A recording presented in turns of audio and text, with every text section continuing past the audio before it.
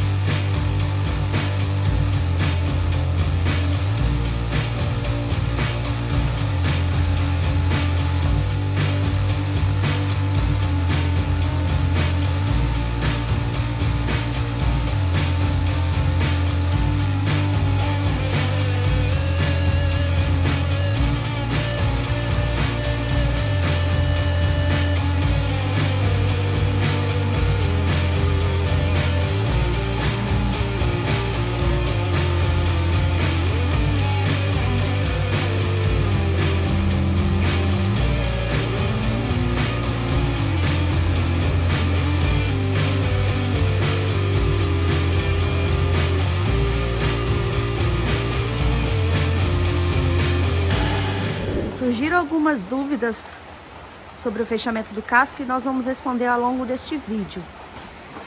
Eu dei uma explicação que pelo jeito não foi boa, então vou tentar explicar novamente. As réguas que nós cortamos de compensado de 4 milímetros são todas do mesmo tamanho, todas da mesma largura. Não existe largura de compensados diferentes. O que tem de diferente é o comprimento dele. Por quê? O casco aqui, ó, no centro é mais largo, tem uma boca maior do que as extremidades. Então a gente tem que cortar numa largura maior para poder colar aqui, ó. E a partir do momento que ele vai se afastando do centro, esta régua no comprimento vai diminuindo, ó. Estão vendo? Quando a gente dobra daqui até a pontinha ali, ela vai ficando mais curta. Eu não sei explicar melhor do que isso, gente. Uma outra pergunta foi com relação a esses espaçamentos que tem entre uma régua e outra. Pode ir lá, Fausto, explicar. Esse aqui? É. Você tem uma curvatura aqui, ó. Essa régua aqui tem uma curvatura. Aqui tem outra, é menor. Então ela vai afunilando, tipo um barril. O que tem que fazer? No barril, elas são mais largas no meio e mais estreitas na ponta, porque ela faz uma curva, aqui e aqui. O casco é a mesma coisa, só que é um barrilzão. Então aqui no meio, ela tem que ser mais larga do que aqui. O que nós estamos fazendo? Se a gente for fazer em todas, a gente vai levar 10 anos para fazer isso aqui. Então o que a gente faz? A gente encosta aqui, as duas extremidades, e deixa uma folguinha aqui. Toda a régua vai tendo uma folguinha, de formas que você pode trabalhar direto, sem ter que reparar, diminuir a régua nas laterais, tá certo? O que a gente gasta com isso? Só um pouquinho mais de cola aqui, que nós resolvemos bancar isso. É melhor para nós gastar um pouco mais de cola, e essa cola aqui, com pó de madeira, é mais forte do que o próprio compensado. Então aqui está mais forte do que no meio do compensado, tá? Porque esse espaço depois vai vir uma outra régua aqui, que vai comprimir ali. Depois vem uma outra aqui. E vem uma terceira, outra, uma quarta demão, novamente, desse jeito aqui, ó. Certo? São 4 demãos ao total. Então, esses pequena falha, ela vai ser coberta pela outra. E nesse vãozinho vai ser preenchido de cola. Tá? Então isso não vai afetar a estrutura. O que afetaria a estrutura se você botasse outras assim no mesmo, superpondo. Nós vamos cruzar porque não vai deixar o casco torcer, porque isso aqui vai estar de frente para o torção, essa de frente para outra torção. E aqui é um laminado, tá? de 3 reguinhas. Se eu fizer a reguinha aqui de madeira com meio, é melhor essa daqui do que a outra, se ela estiver bem colada. Tá? Estando bem colada, o compensado é melhor que a madeira, que na verdade é madeira. Tá? Então o que a gente faz? Vai cruzar essa e essa, trabalha como se fosse uma treliça. Evita esses esforços aqui, ó, e esse, certo? A quarta eu posso botar da maneira que eu quiser, menos tem que ser diferente da última. Não pode ser outra aqui, tem que ser desse jeito, ou desse jeito, ou desse jeito, tá? De formas que vai fazer um emaranhado, sabe? Onde não vai ter força resultante, o casco vai estar inerte, você não consegue dobrar ele vai estar estável. E depois dessas 4 camadas ainda tem fibra, depois tem massa. Exatamente. Ainda tem um reforço para evitar pontas que vão passar aqui assim, ó. Esse é o casco. O laminado tem essa vantagem. Ele é difícil de fazer, trabalhoso, mas depois você tem um casco muito bom para sempre, desde que seja bem impermeabilizado. E outra coisa, depois do casco virado com todas essas camadas, fibra, massa, eu ainda venho por dentro impermeabilizando ele de cima e embaixo. Aquela camadinha que eu fiz lá na proa que vocês viram outro dia, que eu impermeabilizei tudo lá dentro, eu faço no casco de fora a fora, então ele fica isolado. Problema de apodrecimento que muitos já nos relataram, Guto, eu fiz um casco e apodreceu, é porque não impermeabilizou. E deixou então algum buraco, alguma passagem para a água entrar. A água não entra no epóxi, não tem jeito. Você faz inclusive o tratamento anti-osmose com o epóxi, né? Hoje se faz prime, protege aço que fica submerso na água salgada com prime, que é a base de epóxi. Então, isso é indiscutível. Se for mal feito, vai ter problema, a natureza não perdoa. Essa é a questão. Não se pode prender a fazer a coisa esmerada e atrasar. Não, você tem que fazer a coisa eficiente e forte. E o final é que interessa. Porque aqui, se tiver forte, o material sadio, tudo pronto, o final é o acabamento. Você pode ter isso aqui sadio e um mau acabamento. Mas vai estar melhor do que um bom acabamento, isso aqui é ruim. Isso que tem que se dar conta. Nós não vamos fazer um barco desse mal feito para nós morar, para a gente viver. Não. Só que a gente não vai fazer da maneira que fazem aí. Nós temos nosso jeito, nós chegamos à nossa equação e é assim que ela funciona. Nós dois fazemos esse barco todo, mas nessas condições que a gente bolou. Então tem que... nós não temos que copiar de ninguém. Podem copiar da gente, a gente não cobra. Agora, não cobre da gente que a gente vai copiar, porque o sistema é esse, não existe sistema esse. Existe toda mudança, é uma inovação, é um crescimento, é uma evolução. Então, se não concordar, não faça. Procura fazer, entender o que a gente está fazendo e inovar. Então, inovando uma maneira de se construir, onde um casal, com ferramentas simples, faz um barco sofisticado, bom, forte, duradouro, rápido. É isso, é nosso propósito. Agora, a gente não é completo, não. Não estamos discutindo se somos o certo. Nós temos a nossa maneira. Eu posso chegar, por exemplo, para alguém que está construindo e falar, olha, eu acho que não vai ficar bom o que você está fazendo. Por quê? Por isso, eu sugiro para você uma alternativa. Aí é construtivo, porque você criticar alguma coisa de uma pessoa, sem estar embasado em nada, olha, é só desestimular a pessoa, quem está construindo. Eu acho que tem que se evitar isso. Pode-se, lógico, fazer uma crítica, agora apresentar uma alternativa, pensada antes, tá? Porque tem muita sugestão que não funciona. Nós paramos, pensamos, nós ficamos meses pensando a maneira de encaminhar a construção do barco. Você vê que não para, uma fase já está encadeada na outra, está presa a outra. Porque foi tudo elaborado antes, com detalhes. Aqui tem uma curvatura, se vocês notarem, porque essa parte vai morrer aqui. Quando a gente cortar, ela fica perfeita, depois vem a outra que cobre, vai selar essa daqui. Então, uma camada, uma etapa, suplanta a outra. E as correções são feitas nessa hora. Exatamente. Se porventura errou. Coisas que só na prática, quando você vai fazer mesmo, que você descobre que tem que Exatamente. melhorar. Então, como a gente erra, a parte seguinte, ela já vem corrigindo a anterior. Eu sou obrigado a revisar a anterior. E aí eu vou descobrir os meus erros. Se vocês viram, fala. Tem um monte de sugestões aí, legais, que estão dando pra gente. Tem outras que não, a gente respeita. Agora, cobrar, não. Para analisar daí que a gente passou muito tempo pensando, tá?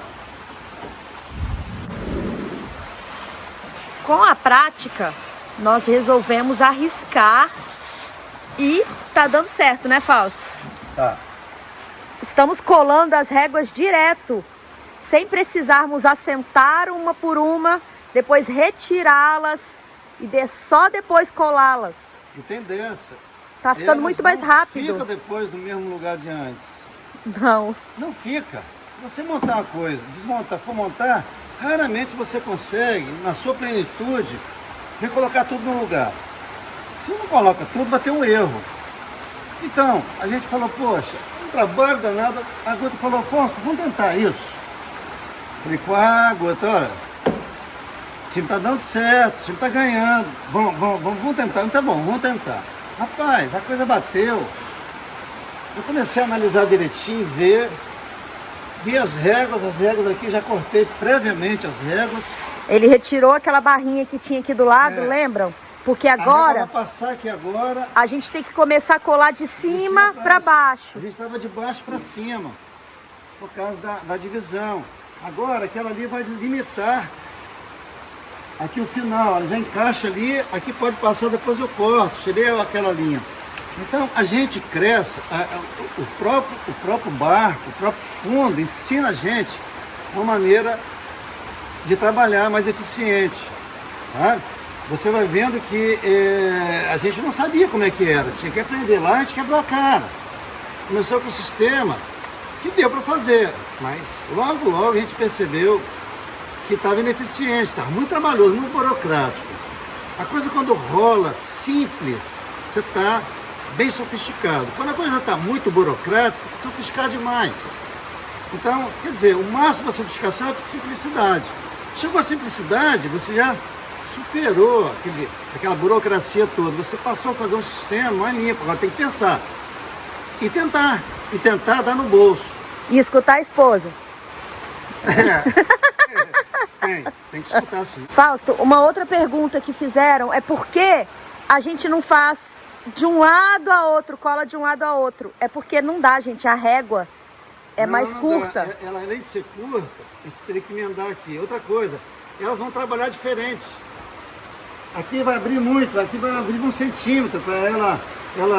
E de um lado a outro do então, casco. você tem 2 caroços. Você tem esse caroço, esse, como se fosse barris. E um outro aqui assim, ó. Tá vendo? Vai ter um outro aqui, ó. Tá vendo? Então o que acontece? Tem 1, 2 e esse. Então vai ter que abrir aqui, abrir aqui, abrir aqui. Então no final vai dar uma abertura muito grande.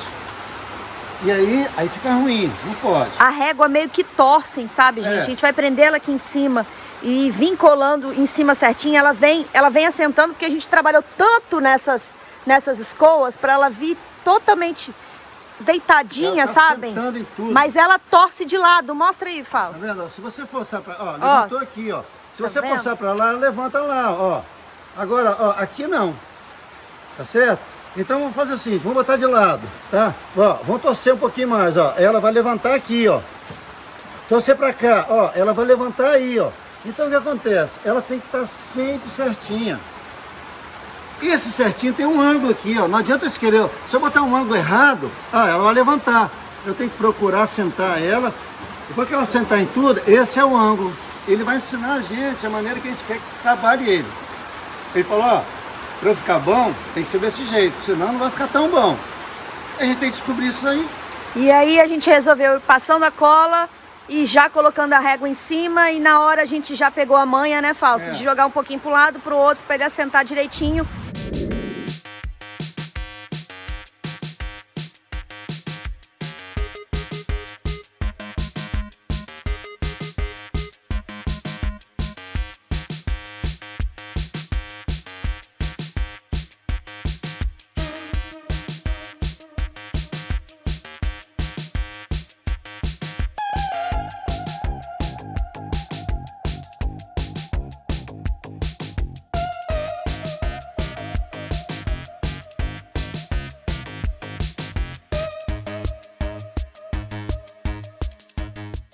Terminamos o dia de hoje agora às 4h46 da tarde. Se eu fizer mais cola para o Fausto continuar trabalhando, vai ficar escuro, sabem? Então, como hoje é uma quinta-feira, dia de promoções nos mercados aqui de Anchieta, a gente vai parar um pouquinho mais cedo para a gente aproveitar. Nós vamos em 4. Nossa, olha a mão.